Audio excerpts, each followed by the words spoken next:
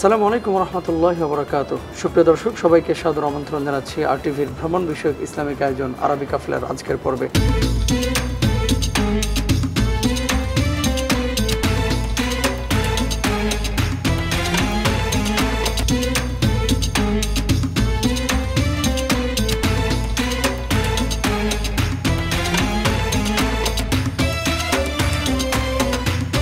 Title sponsor Live Doi. Award by Prawn Recipe Mix. Co-sponsor Shima Steel SARM. আজকে আপনাদেরকে আমরা নিয়ে যাব হযরত লুকমান আলাইহিস সালাতু ওয়াস সালামের মাকবারা জিয়ারতে। তুলে ধরব ইতিহাস। সঙ্গে রয়েছেন আল্লামা সাদিকুর রহমান আজহারি এবং আমি আছি মুস্তাফিজ রহমানি। প্রথমেই এই এলাকার কিছু অংশ আপনাদেরকে আমরা ঘুরে ঘুরে দেখাচ্ছি। চলুন শেখ।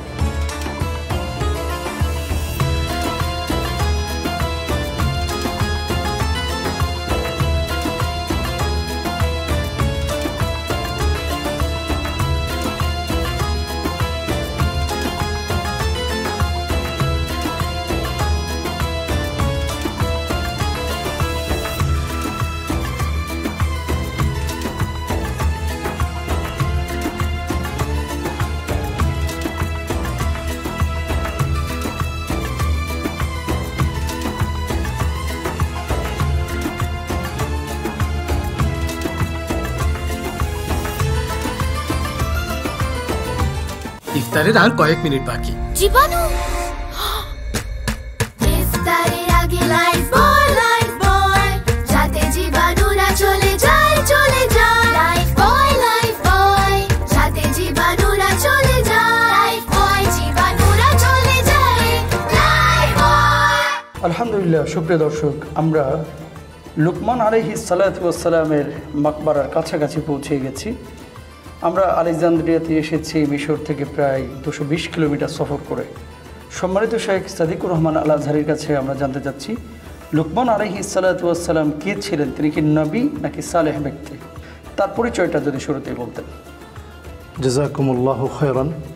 আমরা বলতে গেলে খুব কষ্ট করে আজকে এখানে দর্শকদেরকে দেখানোর জন্য নিয়ে এসেছি। আমরা অনেকটা নিচে আপনাদেরকে নিয়ে এসেছি, সুড়ঙ্গ পথের মতো একটা পথ।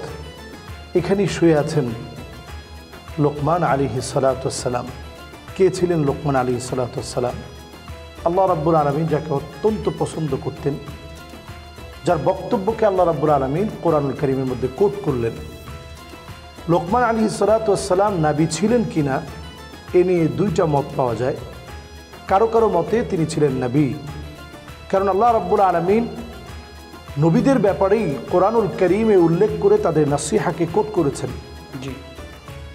আর অপরদিকে মাক্কি এই সূরা লোকমান, যেখানে লোকমান আলাইহিস সালাতু ওয়াস সালামের নসিহাকে আল্লাহ তাআলা সন্নিবেশিত করেছেন, অনেকের মতই হচ্ছে, প্রসিদ্ধ প্রণিধানযোগ্য মত হচ্ছে, ইন্নাহু কানা আবদুন সালেহ। তিনি আল্লাহ রাব্বুল আলামিনের নেককার একজন বান্দা ছিলেন, যার এই নেক কর্মগুলো আল্লাহ রাব্বুল আলামিন এতটাই কবুল করেছেন, যুগ যুগ ধরে নিজের আদরের সন্তানদেরকে আদর করে কিভাবে নসিহা করতে হয় এবং নসিহা করাটা যে অত্যন্ত প্রয়োজন। আসলে দেখুন, লোকমান আলাইহিস সালাতু ওয়াস সালাম কি চমৎকার করে তার আদরের সন্তানদেরকে নসিহা করেছিলেন, যে নসিহাটিকে আল্লাহ রাব্বুল আলামিন আমাদের জন্য কোট করে রেখেছেন। মোহতারাম, আমরা এই নসিহতে যাব ইনশাআল্লাহ তাআলা। সূরা লোকমান বলে আল্লাহ তাআলা যে সূরাটি নাজিল করেছেন, সেই সূরাটি কি ওনাকে কেন্দ্র করে? জি, যেই সূরাটি আল্লাহ রাব্বুল আলামিন সূরা লোকমান হিসেবে নাজিল করেছেন, ইনি সেই ব্যক্তি লোকমান আলাইহিস সালাতু ওয়াস সালাম, যার জ্ঞান আর প্রজ্ঞা এত বেশি ছিল, যার কাছ থেকে পণ্ডিত ব্যক্তিরা জ্ঞান নিত এবং অনেক পণ্ডিত শাসকরা তার কাছ থেকে জ্ঞান নিয়েছে। ওনার কাছে একদিন প্রশ্ন করা হলো, একটা ছাগলের সবচেয়ে দামি, মূল্যবান, সবচেয়ে ভালো বস্তু কোনটা? জি। তিনি কিন্তু ওই কলবটাকে নিয়ে আসলেন, হাড়টাকে তিনি নিয়ে আসলেন। আবার একটু পরেই প্রশ্ন করা হলো যে ছাগলের সবচেয়ে খারাপ জায়গাটা কোনটা? তিনি কিন্তু এই হাড়টাকেই নিয়ে আসলেন, বোঝানোর জন্য যে ইদা সলুহাত সলুহাল জাসাদু কুল্লু ও ইদা ফাসাদাত ফাসাদাল জাসাদু কুল্লু। এই জায়গা যদি কারো পরিশুদ্ধ হয়ে যায়, তাহলে তিনি পুরোপুরি একটা পরিশুদ্ধ মানুষ। এই জায়গা যদি কারো অপরিচ্ছন্ন হয়ে যায় তাহলে তিনি একজন সাথে সাথেই গুনাহগার ব্যক্তি হয়ে যাবে, সাথে সাথেই এই লোকটা জুলুম করবে, মিথ্যাচার করবে। বাদশাহ অবাক হয়ে গেলেন ছোট্ট একটা উদাহরণের মধ্য দিয়ে কোনটা সবচেয়ে ভালো কোনটা সবচেয়ে মন্দ প্রজ্ঞাপূর্ণ একটি উদাহরণের মধ্য দিয়ে তিনি বুঝিয়ে দিলেন। তিনি এতটাই জ্ঞানী ছিলেন, কিছু কিছু কিতাবের মধ্যে বর্ণনা এসেছে যে উনি ঠোঁটটা মোটা ছিল, চেহারার আকৃতি কালো ছিল। অবয়বগত সৃষ্টি কিন্তু আল্লাহ রাব্বুল আলামিন করে থাকেন, কিন্তু দেখুন ঠোঁট হয়তো মোটা, অবয়বে হয়তো কালো, দেখতে হয়তো বেটে, কিন্তু ওনার প্রজ্ঞাপূর্ণ কথাগুলো এত দামি ছিল আল্লাহ রাব্বুল আলামিন এই কথাগুলোকে কোট করে রাখলেন, আমাদের জন্য নিদর্শন বানিয়ে দিলেন। এবং ওনার একটা উপাধি হচ্ছে লোকমান হাকিম। তিনি সবসময় প্রজ্ঞাপূর্ণ কথা বলতেন, যে কথাগুলো মানুষের মধ্যে চেঞ্জ নিয়ে আসতো। আমরা যদি দেখি অনেক সময় আমরা বাচ্চাদেরকে অনেক বকাঝকা করি, আদর করে কিভাবে নসিহত করতে হয় আমরা জানি না। আসলে অনেকেই আল্লাহ জান্নাতের সামনে গিয়েও কাঁদতে থাকবে। জি, সেদিন প্রশ্ন করা হবে, মা ইউবকি, কোন জিনিস আজকে তোমাকে কাঁদাচ্ছে? তুমি কেন আজকে জান্নাতে প্রবেশ করবে, এর আগে তুমি কেন কাঁদতেছ? লোকটা সেদিন বলবে, আল্লাহ আজকে আমার সন্তান কোথায়? والذين آمنوا واتبعتهم ذريتهم بإيمان ألحقنا بهم ذريتهم وما ألتناهم من عملهم من شيء।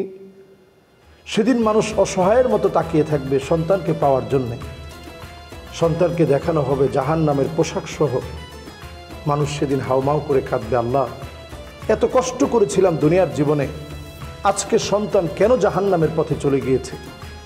লোকমান আলাইহিস সালাম এই ধরনের প্রত্যেক পিতামাতার জন্য যে নসিহাগুলো করেছেন, তার শব্দচয়ন, প্রজ্ঞাপূর্ণ আচরণ আল্লাহ তাআলা তাকে স্মরণীয় বানিয়ে রেখেছে। ধন্যবাদ সম্মানিত শেখ। আরেকটি বিষয় আপনার কাছে জানতে চাচ্ছি, সেটি হচ্ছে হাকিম শব্দের অর্থ। আপনি বলেছেন যে প্রজ্ঞাপূর্ণ বা যিনি প্রজ্ঞাবান তাকে হাকিম বলা হয়। তো তিনি তো নবী ছিলেন না, আপনি বললেন যে সালেহ ব্যক্তি ছিলেন, সৎ ব্যক্তি ছিলেন। কেউ কেউ এমন কথা বলে থাকেন যে লোকমান আলাইহিস সালাতু ওয়াস সালাম এখনও জীবিত আছেন এবং তার কবরের ব্যাপারে এটা অনেকে বিশ্বাস করতে চান না। আপনি এই ব্যাপারে কি বলবেন? কোরআন কারীম আল্লাহ রাব্বুল আলামিন বলছেন, কুল্লু নাফসিন যায়িকাতুল মাউত।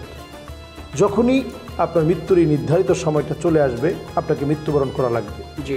এবং কোরআনুল কারীম আল্লাহ রাব্বুল আলামিন অন্যত্র বলছেন, ইযা জাআ আজালুহুম লা ইস্তাখিরুনা সাআতান ওয়া লা ইস্তাকদিমুন। নির্ধারিত সময় আসলে মৃত্যুবরণ করা লাগে। তবে লোকমান আলাইহিস সালাতু ওয়াস সালাম যেহেতু অনেক পুরাতন, জি, অনেক পূর্বেকার মানুষ, অনেক আদিম মানুষ হওয়ার কারণে ওনার মাকবারা সিরিয়াতেও রয়েছে এবং এখানে উল্লেখ করা হয়। জনশ্রুতিতে আছে তিনি এখানে মারা গিয়েছেন। আবার যারা ইতিহাসবেত্তা রয়েছেন তারাও দুই জায়গার কথাই উল্লেখ করেছেন। ধন্যবাদ সম্মানিত শেখ। আবারও আমরা আসবো ইনশাআল্লাহ তাআলা। প্রিয় দর্শক, সময় হয়েছে একটি বিরতিতে যাওয়ার। বিরতির পর আবারও ফিরছি। লুকমান আলাইহিস সালাতু ওয়াস সালামের মাকবারা আমরা দেখব এবং তার যে নসিহতগুলো পবিত্র কুরআনুল কারীমের সূরা লুকমানের মধ্যে 21 নম্বর পারা আল্লাহ তাআলা উল্লেখ করেছেন, সেগুলো জানবো ইনশাআল্লাহ। আশা করছি আমাদের সঙ্গেই থাকবে।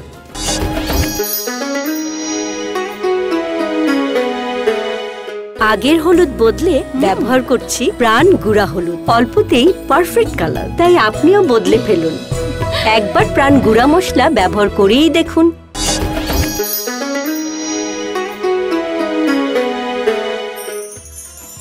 আলহামদুলিল্লাহ।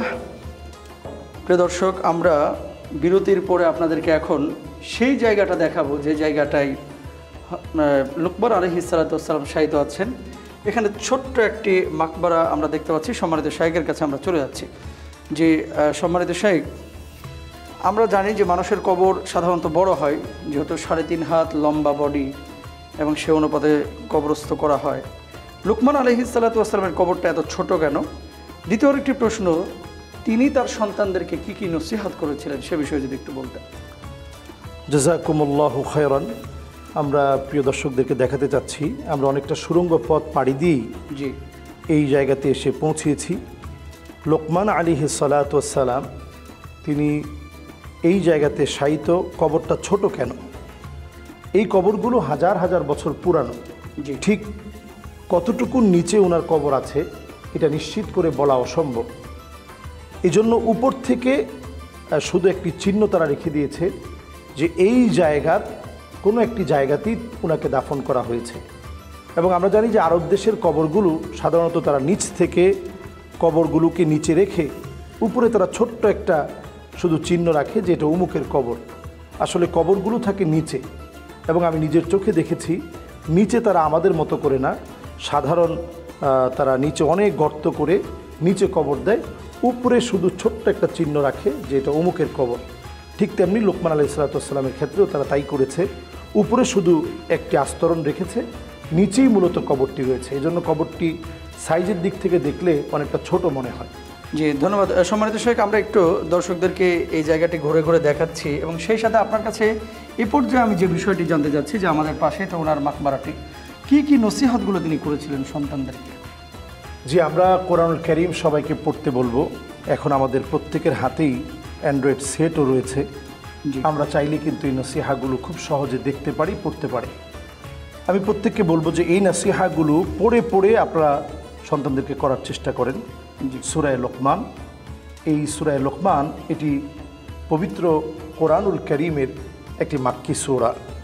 এই মাক্কি সূরাতে আল্লাহ রাব্বুল আলামিন 34টি আয়াত নাজিল করেছেন। কোরআনুল কারীমের 31 নং সূরা হচ্ছে এই সূরা লোকমান। এই সূরা লোকমানের ভিতরে আপনি যখন প্রবেশ করবেন আপনি লক্ষ্য করবেন সূরা লোকমানের ভিতরে আল্লাহ রাব্বুল আলামিন 13 নং আয়াতে কারিমা থেকে ওনার নসিহা কোট করলেন। وَإِذْ قَالَ لُقْمَانُ لِابْنِهِ وَهُوَ يَعِظُهُ يَا بُنَيَّ لَا تُشْرِكْ بِاللَّهِ إِنَّ الشِّرْكَ لَظُلْمٌ عَظِيمٌ। আল্লাহু আকবার।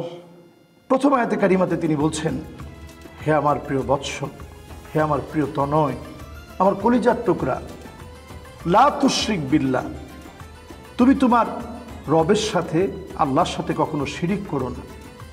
ইন্না শিরকা লাযুলমুন আযীম, শিরকটা হচ্ছে সবচেয়ে বড় যুলম। আগের হলুদ বদলে ব্যবহার করছি প্রাণ গুঁড়া হলুদ। অল্পতেই পারফেক্ট কালার, তাই আপনিও বদলে ফেলুন। একবার প্রাণ গুঁড়া মশলা ব্যবহার করেই দেখুন। দ্বিতীয় নাম্বার নসিহা তিনি করছেন, ইয়া বুনাইয়া ইন্নাহা ইন তাকু মিসকাল হাববাতিন মিন খারদাল ফাতাকুন ফি সখরাতিন আও ফিস সামাওয়াতি আও ফিল আরদ ইয়াতি বিহা আল্লাহ ইন্নাল্লাহা লাতীফুন খবীর। তিনি বলছেন, যদি তুমি কোনো অন্যায় করো সেটা অণু পরমাণুর চাইতেও যদি ছোট হয়, আল্লাহ রাব্বুল আলামিন সেটাকে যদি তুমি কোনো পাহাড়ের ভিতরে, আসমান জমিনের যে কোনো একটা জায়গায় যদি তুমি লুকিয়েও রাখো, সেটাকেও আল্লাহ তাআলা কিয়ামতের দিন নিয়ে আসবেন। তাহলে দেখুন, আমাদের সন্তানদেরকে আদর করে নসিহত করে আমরা পাপ যে কত ভয়াবহ নসিহত করার মধ্য দিয়ে সেটি আমরা বোঝাতে পারি। এরপর লোকমান আলাইহিস সালাতু ওয়াস সালাম তিনি বলছেন, ইয়া বুনাইয়া আকিমিস সালাহ, হে আমার প্রিয় তনয় বৎস, তুমি নামাজ কায়েম করো। ওয়া'মুর বিল মা'রুফ, সৎ কাজের ব্যাপারে তুমি আদেশ প্রদান করো। ওয়ানহা আনিল মুনকার, অসৎ কাজ থেকে তুমি নিষেধ করো। ওয়াসবির আলা মা আসাবাক, যখনই কোনো বিপদ চলে আসে সেই বিপদে ধৈর্য ধারণ করো। ইন্না যালিকা মিন আজমিল উমুর, এটা হচ্ছে দৃঢ় সংকল্পের কাজ। যদি আপনি অল্পে ভেঙে পড়েন আপনি খুব বেশি দূর যেতে পারবেন না। সন্তানকে নিজের ব্যাপারে এতটা আত্মবিশ্বাস শেখাচ্ছেন লোকমান আলাইহিস সালাতু ওয়াস সালাম।